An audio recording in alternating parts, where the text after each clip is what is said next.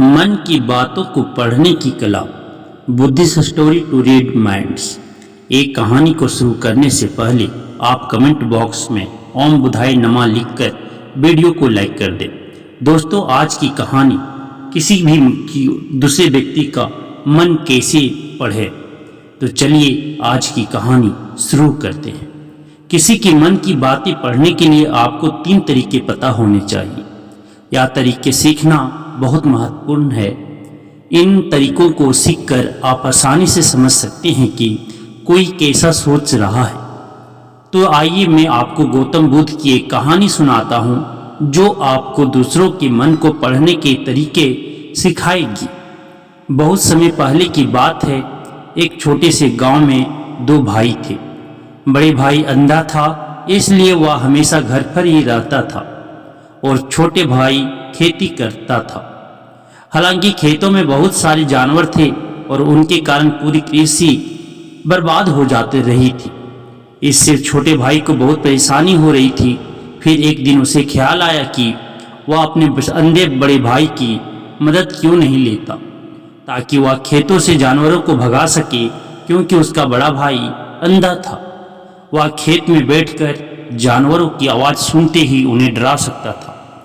इस तरीके से हमारी कृषि बच सकती है। इस सब कुछ सोचने के बाद उसने अपने खेत में एक छोटा सा झोपड़ी बनाया और अपने अंधे भाई को उसमें रखा। उसने उससे कहा, भाई, अगर तुम किसी जानवर की आवाज़ सुनो तो जोर से चिल्लाओ और जानवर यहाँ से भाग जाएंगे। इससे हमारी फसलें बच जाएंगी।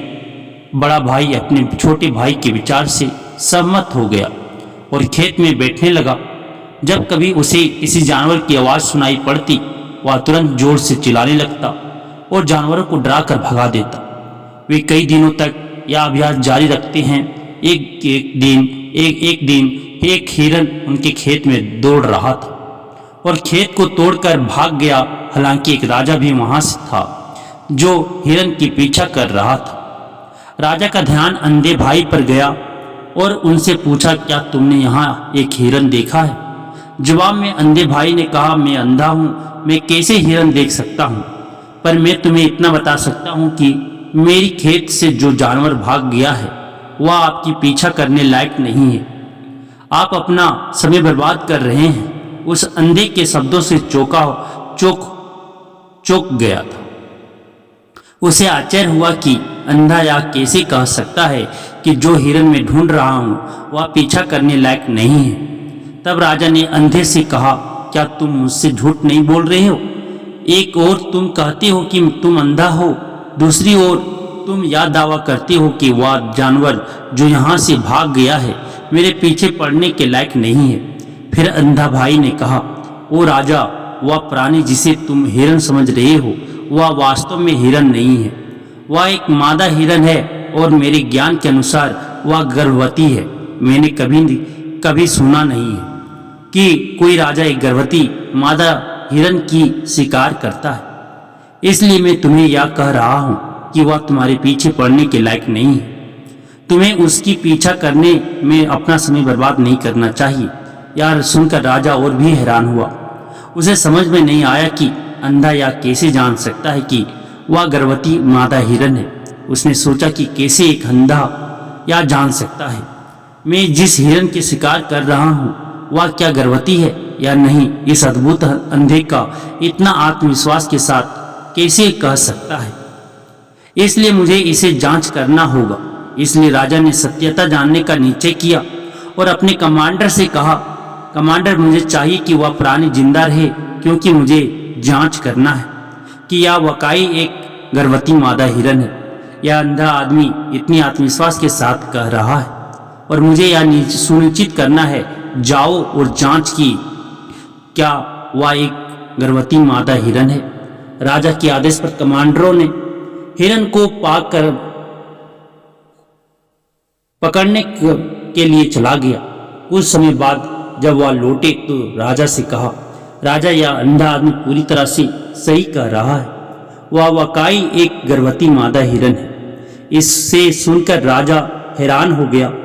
उसे समझ में नहीं आया कि यह अंधा आदमी कैसे जान सकता है कि वह गर्भवती मादा हिरन है। राजा के मन में कई सवाल उठे। आखिरकार राजा ने इस पर पूरी तरह से समझौता करने का निश्चय किया और अंधे से कहा, सुनो, मुझे यह नहीं पता कि तुम सचमुच अंधे हो या नहीं, लेकिन मैं तुमसे एक सवाल पूछने आया हूँ। क्या तुम मेरे सवाल का सही जवाब दोगे? जवाब में अंधे ने कहा, राजा, आप मुझसे जो भी पूछना चाहेंगे मैं आपको सच्चाई से जवाब दूंगा। राजा ने कहा, देखो, एक और तुम कहते हो कि तुम अंधे हो और दूसरी तरफ तुमने मुझे कहा कि मैं जिस जानवर की मैं पीछा कर रहा था तुम कहते हो कि वह गर्भवती मादा हिरन है, और साथ में तुम्हें यह भी पता लगाता है कि तुम्हारे खेतों में जानवर कब आते हैं और कब जाते हैं। तुमने यह सब कैसे अनुमान लगाया?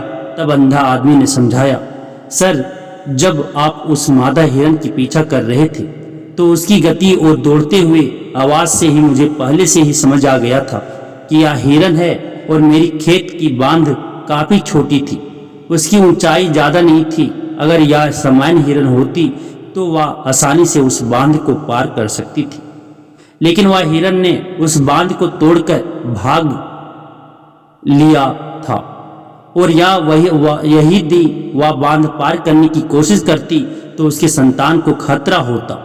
इसलिए मुझे समझ में आ गया कि वह गर्भवती है। इस व्याख्या को सुनकर राजा अंधे के विशेष ज्ञान और कौशल को देखकर चौंके हुए हैं। वह समझता है कि यह व्यक्ति अंधा होने के बावजूद अनेक जानकारी और क्षमताओं से संपन्न है। राजा इसका लाभ उठाने का निश्चय करता है और अंधे से एक और सवाल पूछता है। राजा कहते हैं, तुम बुद्धिमान हो और तुम्हारी कई बातों की गहरी समझ लगती है।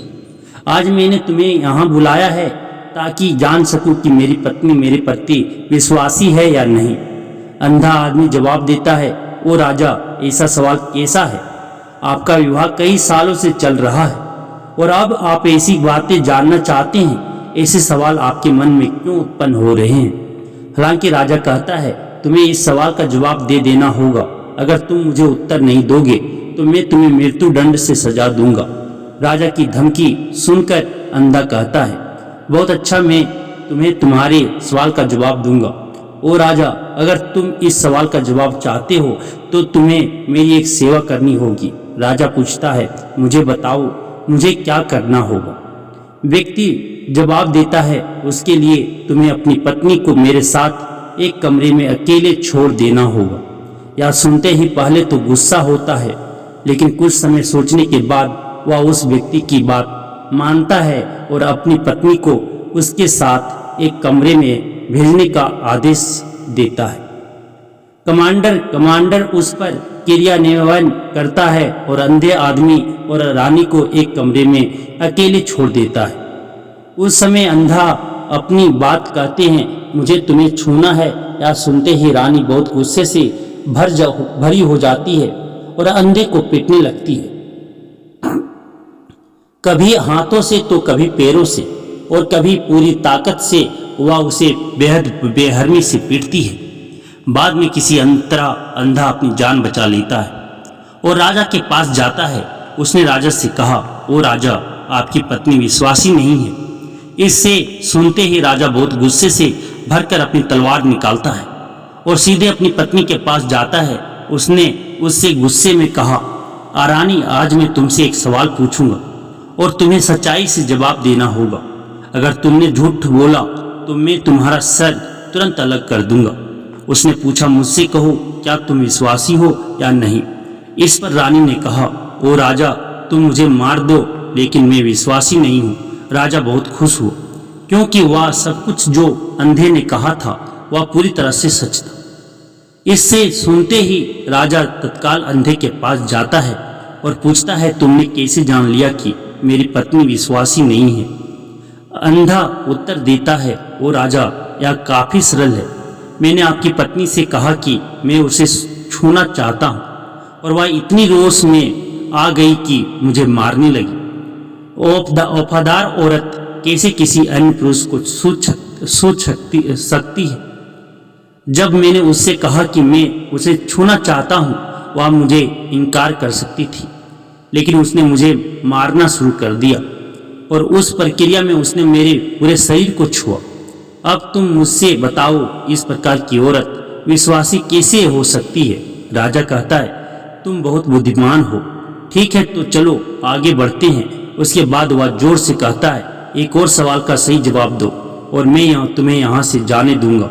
राजा फिर पूछता है, मुझे बताओ, क्या मैं सचमुच मेरे पिता का बेटा हूँ या किसी और का? इस पर अंधा आदमी उत्तर देता है, ओ राजा, इससे तुम्हारा क्या लेना देना है? चाहे आपके माता पिता कौन हो, आप इस राज्य के राजा हो, तो इस सवाल को छोड़ दो। लेकिन राजा जिद करता है, नहीं नहीं, मुझे इस सवाल का सटीक जवाब चाहिए, वरना यह सवाल मुझे हमेशा परेशान करेगा। इसलिए मैं सच्चाई जानना चाहता हूँ। अगर तुम सही जवाब दोगे तो मैं तुम्हें यहाँ से जाने दूंगा। अंधा आदमी उत्तर देता है, हो राजा, मेरे लिए इस सवाल का उत्तर देने के लिए तुम्हें अपनी माँ के पास जाने की कोई आवश्यकता नहीं है। मैं अभी बता सकता हूँ कि तुम किसके बच्चे हो, लेकिन उससे पहले मैं चाहता हूँ कि तुम मुझसे वादा करो कि तुम मुझसे गुस्सा नहीं करोगे। राजा कहता है, हाँ, मैं वादा करता हूँ कि मैं गुस्सा नहीं करूँगा।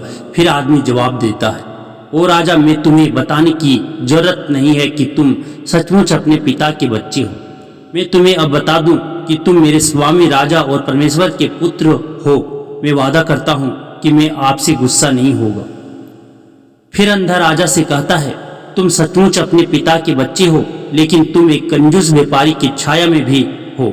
यह सुनते ही राजा बहुत खुश हो जाता है और तत्काल अपनी माँ के पास जाता है। उससे कहता है, माँ, कृपया मुझे सच बताओ, क्या मैं सचमुच अपने पिता का बच्चा हूँ या किसी अन्य का? अगर तुम मुझे सच नहीं बताओगी तो मैं यहीं ही अपनी जान दे दूंगा।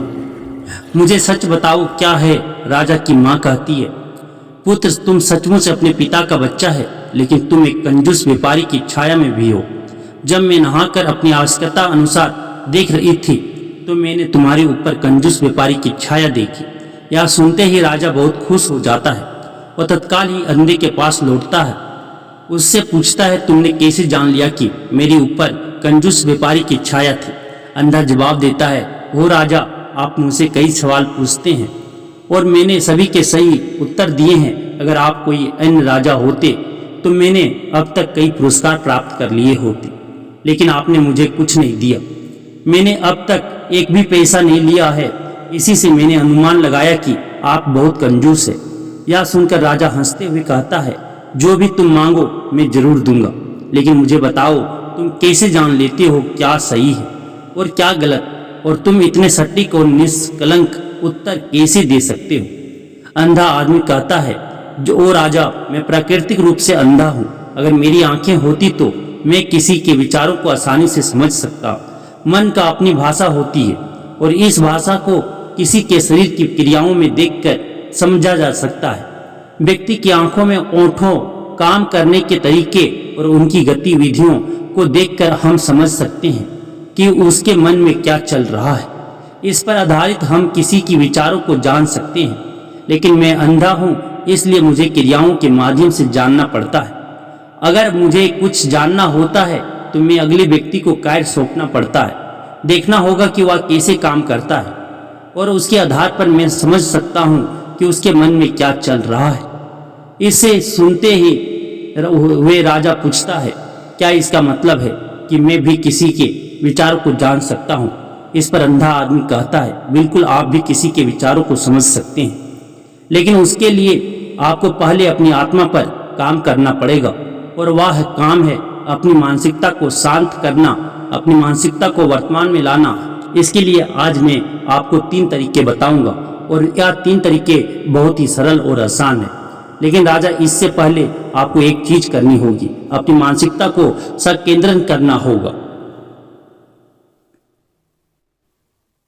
क्योंकि वह व्यक्ति वर्तमान में सोच रहा है और हमें भी अपनी मानसिकता को वर्तमान में लाना होगा, तभी हम उनके विचारों को समझ सकते हैं। अगर हम पिछली घटनाओं के बारे में सोच रहे हैं तो हमें यह कैसे पता चलेगा कि दूसरा व्यक्ति वर्तमान में क्या सोच रहा है, क्योंकि हम पिछली घटनाओं में लिपटे हुए हैं। तो किसी के विचारों को जानने के लिए सबसे पहले हमें अपनी मानसिकता को संकेंद्रण। उसके बाद यह व्यक्ति राजा से कहता है, राजा, मैं जरूर 3 तरीकों को बताऊंगा जिनसे आप किसी के विचारों को आसानी से समझ सकते हैं। इसके बाद अंधा राजा से कहता है, पहला, आंखों पर ध्यान देना। राजा पहला तरीका है आंखों पर ध्यान देना। किसी से बात करते समय सबसे महत्वपूर्ण इम्पोर्टेंट यह है कि हम उसकी आंखों में देखें, क्योंकि आंखें बोलती नहीं लेकिन वह बहुत कुछ कहती है। अगर हम उस व्यक्ति की आंखों में के संकेत को समझना सीख जाते हैं तो हम जान सकते हैं कि उनके मन में क्या चल रहा है, वह क्या सोच रहे हैं और वह क्या करने वाले हैं। मेरी अपनी आंखें नहीं है, लेकिन मैंने यह कौशल प्रिय गौतम बुद्ध से कई साल पहले सीखा था। वह मेरे गुरु और मार्गदर्शक थे। उस समय मेरी आंखें थी और मैं सिर्फ उनकी आंखों के माध्यम से लोगों के विचारों को समझ सकता था। इसीलिए अगर आप भी दूसरों के विचार जानना चाहते हैं तो आपको उनकी आंखों पर ध्यान केंद्रित करना चाहिए, जैसे कि उनकी निगाह वह कहाँ देख रहे हैं और किस दिशा में है। अगर जब आप उनसे बात कर रहे होते हैं उनकी आंखें इधर उधर घूम रही हो तो यह मतलब है कि वे बातचीत से बचने का तरीका ढूंढ रहे हैं और कोई शायद झूठ बोल रहा हो। अगर व्यक्ति सीधे नज़र से टकरा रहा है तो यह मतलब है कि उसका डर है कि उनका झूठ प्रकट हो सकता है और लोग सच्चाई को जान लेंगे। लेकिन अगर उनकी आंखें बिना हिले आपको देख रही है तो वह शायद ईमानदार हो सकते हैं और उन्हें आपसे बात करना और अपने विचार साझा करने हैं। इसके अलावा देखें कि उनकी भौं कैसे हिल रही है। अगर वह दूसरी ओर देखते हुए उनकी भौं नीचे जाती है तो वह शायद कुछ सोच रहे हैं या किसी अन्य चीज के बारे में चिंतित है। अगर उनकी भौं ऊपर जाती हैं और उनकी आंखें बड़ी हो जाती है तो वह आश्चर्य या जिज्ञासु हो सकता है, जिन्हें बाप के विचारों के बारे में यहाँ तक कि देखें कि उनकी पूंजी इतनी बड़ी या छोटी है। पूंजी आंख का काला हिस्सा होता है या अगर पूंजी बड़ी होती है तो यह मतलब है कि अगर पूंजी बड़ी होती है तो यह मतलब है कि वह आपको पसंद करते हैं या आपके कहे को पसंद कर रहे हैं। वह उत्साहित या खुश हैं। अगर पूंजी छोटी होती है तो यह मतलब है कि वह आपको पसंद नहीं करते हैं या आपके कहे को पसंद नहीं कर रहे हैं। वह असहज या गुस्से में है। इसके अलावा देखें कि उनकी आंखों की सफ़ेदी कितनी लाल है या कितनी सफ़ेद है। आंख का सफ़ेद हिस्सा स्क्लेरा कहलाता है। अगर स्क्लेरा लाल होती है तो यह मतलब है कि वह थके हुए तंत्र या बीमार हो सकते हैं। वह आपसे बात करना नहीं चाहते होंगे। मैं एक समय याद करता हूँ जब मैंने एक थके हुए व्यक्ति से मिला था जो यात्रा कर रहे थे। हम जब बात कर रहे थे तो उसकी आंखें बहुत घूमती रहती थी। मुझे कभी देखती नहीं, इससे दिखाई देता था कि उसको चिंता थी और वह जल्दी जाना चाहता था। मुझे लगा कि वह कुछ छुपा रहा हो सकता है। वह मेरे साथ बात करना नहीं चाहता था, इसलिए मैंने उससे और सवाल पूछे। मैंने पता लगाया कि उसका एक गुप्त योजना था। इसी तरह अन्य भी चेहरे की भावनाओं की अन्य व्यक्तिगत व्यवहार होते हैं जो हमें आसानी से व्यक्ति के विचार समझने में मदद कर सकते हैं। कभी कभी व्यक्ति अपने चेहरे के माध्यम से विभिन्न व्यवहार दिखाता है। यदि आप किसी के चेहरे की अभिव्यक्ति पर ध्यान देते हैं तो आप आसानी से समझ सकते हैं कि वह व्यक्ति निराश है, बहुत दुखी है या बहुत खुश है। आप यह भी समझ सकते हैं कि वह अंदर कैसा महसूस कर रहे हैं और यह सब बातें उनके चेहरे की अभिव्यक्ति के माध्यम से निश्चित की जा सकती है।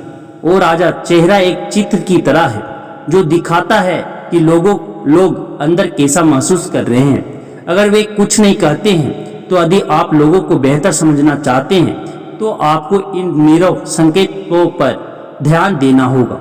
जब आप किसी को देखते हैं जिनका मुंह नीचे की ओर मुड़ जाता है और छोटे से दुखी चेहरा बनता है तो आमतौर पर यह मतलब होता है कि वह खुश नहीं है, संतुष्ट नहीं है या कुछ हार गए हैं। आप उनकी आंखों और उनके शरीर से भी समझ सकते हैं कि वह कैसा महसूस कर रहे हैं। वह निचले भावनाओं को महसूस कर रहे हैं। दूसरी ओर जब कोई बड़ी और सच्ची मुस्कान होती है जो आंखों और गालों को उठाती है, वह खुशी, मित्रता और दयालुता की संकेत है।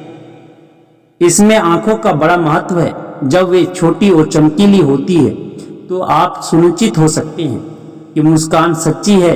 देखें किसी व्यक्ति की भ्रूण की जगह जहाँ त्वचा गहरी होती है और ढीली होती है, जब यह गहरी और तंग होती है तो अक्सर मतलब होता है कि वे उलझे हुए महसूस कर रहे हैं, कुछ कठिन या नई चीज को समझने की कोशिश कर रहे हैं। रोग का तरीका मुंह हमें बहुत कुछ बता सकता है।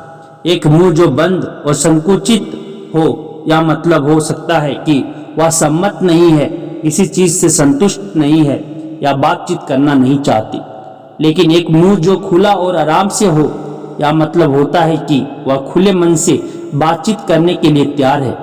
जब आप चेहरे की इन संकेतों को देखने और समझने में महारथी है तो आप यह जान सकते हैं कि लोग किस बारे में सोच रहे हैं और कैसा महसूस कर रहे हैं। चाहे वह अपनी भावनाएं बाहर कहे या चुप रहे, उनके चेहरे से हर बात साफ हो जाएगी। इसलिए कोई व्यक्ति जैसे भी अपने शब्दों से बोलता हो, आप उनके चेहरे से सब कुछ समझ सकते हैं।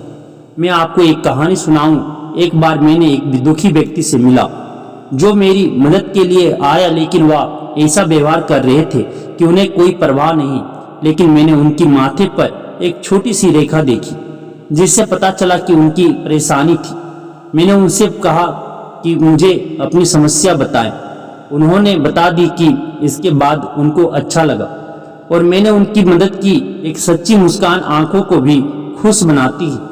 यह मतलब है कि वे खुश और दयालु हैं। एक उदासी मुंह की बह नीचे जाती है, इसका मतलब है कि वह चिंतित या उलझे हुए हैं। वो ऊपर जाती है जब वे हैरान या जिज्ञासु विचार रहे होते हैं। तो आप उनकी भावना को उनके चेहरे को देखकर समझ सकते हैं। हाथों के इशारों और शरीर की भाषा।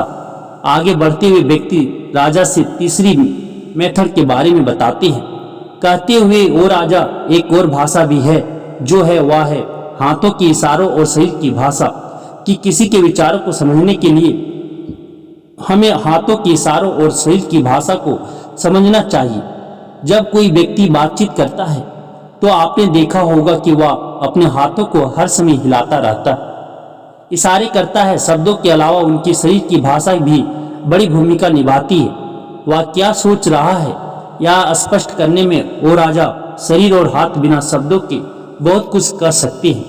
यह शब्दों की तरह बातचीत का एक गुप्त तरीका है जहां आप देख सकते हैं कि लोग क्या चाहते हैं और कैसा महसूस कर रहे हैं। वे छोटी छोटी चीजों से जो वे करते हैं, किसी को ध्यान से देखें। जब वह आपसे बात करते समय अपने उंगलियां तेजी से टैप करता है, जब उंगलियां किसी चीज पर तेजी से आवाज करती है तो यह मतलब हो सकता है कि वह बोर हो रहे हैं, जल्दी में ये है या बातचीत जल्दी समाप्त करना चाहते हैं।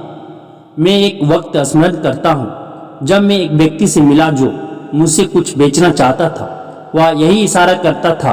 मुझे पता चल गया था कि वह घबराया हुआ था, तो मैंने उससे बेहतर कीमत पर खरीदने को कहा और उसका हैरान हो गया। कभी कभी किसी को अपनी बाहों आपस में जोड़ते हुए देखना या मतलब हो सकता है कि वह आपसे या आपके कहने से संतुष्ट नहीं है। वह अपने विचारों को आपसे छुपा रहे हैं। इस तरह से अपनी बाहों जोड़ने का तरीका उनके विचारों और भावनाओं को दूसरे से सुरक्षित रखने की तरह है। इस चिन्ह को देखकर आप जब उनसे बात करें तो दयालु और सतर्क रह सकते हैं ताकि वह आपसे अधिक संतुष्ट और खुले मन से मिल सके। कभी कभी किसी व्यक्ति को आपस में झुकते हुए देखना या मतलब हो सकता है कि वह आपसे या आपके कहने से रुचि रखते हैं। वह आपकी बातों को ध्यान से सुन रहे हैं, जिससे वह आपसे रुचि रखते हैं और जानना चाहते हैं। इस तरह से अपने शरीर को हिलाने का यह तरीका दिखाता है कि वह आपकी बातों को सुनना, सीखना और समझना चाहते हैं। मैंने एक बुद्धिमान शिक्षक से मिला था जो ऐसा करते थे। वह बहुत शांत थे, लेकिन वह दिलचस्पी से आगे झुकते रहते थे, जिससे यह प्रकट होता था कि उन्हें उस विषय के बारे में और जानना था। कभी कभी लोग जब आपसे बात करते समय अपने चेहरे को छूने की आदत डालते हैं तो आपको पता चल सकता है कि वह किस बारे में सोच रहे हैं। यह अक्सर मतलब रखता है कि वे चिंतित हैं या सोचते हैं। यह सब छूने का तरीका दिखाते हैं कि उनके मन और दिल में क्या हो रहा है। दूसरों की शरीर और हाथों से सही से समझने के लिए आपको धैर्य रखना पड़ता है। सावधानी से देखना पड़ता है और उन बातों को सराहना करनी पड़ती है जो वे नहीं कहते या छोटी पर महत्वपूर्ण संकेत, जैसे कि एक शांत पुस्तक आपको उन भावनाओं और विचारों को दिखाते हैं जो उनमें छुपे हुए हैं और आपको उनसे बेहतर जोड़ने में करते हैं। अगर हम इन 3 तरीकों पर ध्यान देते हैं और उन्हें सही से समझते हैं तो हम तेजी से पता लगा सकते हैं कि किसी के मन में क्या चल रहा है, वह हमारी बातों को कितनी ध्यान से सुन रहे हैं और उनके मन में क्या हो रहा है। लेकिन इससे पहले आपको अपने मन को ध्यान में लाना होगा और उसे वर्तमान में लाना होगा, तभी आप इन सभी क्रियाओं पर ध्यान दे सकते हैं, उन्हें समझ सकते हैं और महसूस कर सकते हैं कि उनके मन में क्या चल रहा है। अन्यथा अगर आप पूर्व घटनाओं या भविष्य की योजनाओं में प्रवृत्त हैं तो आप कभी भी व्यक्ति की शरीर भाषा पर ध्यान नहीं देंगे और आप कभी नहीं समझ पाएंगे कि उनके मन में क्या हो रहा है, वह क्या सोच रहे हैं। आपने कई महान संतों और ज्ञानी व्यक्तियों को देखा होगा जो आपको शांति से देखते हैं और आपको बता सकते हैं कि आपके मन में क्या चल रहा है, आपने उनसे क्या सीखा है। इसका सबसे बड़ा कारण यह है कि वे आपको पढ़ सकते हैं, आपको समझ सकते हैं, क्योंकि उनका मन सांकेतिक शांतिपूर्ण है, इसलिए वह आसानी से आपके विचारों को समझ सकते हैं। मुझे आशा है कि आपने अब तक कहानी का आनंद लिया है और इससे कुछ नया सीखा है। यदि आपने ऐसा किया है तो कृपया इस ब्लॉग को अपने दोस्तों के साथ अवश्य शेयर करें, जिससे उनका भी थोड़ा मोटिवेट किया हो तो अपने दोस्तों के साथ अवश्य शेयर करें, जिनसे उन्हें भी इस कहानी के माध्यम से कुछ सीखने को मिल सके। धन्यवाद।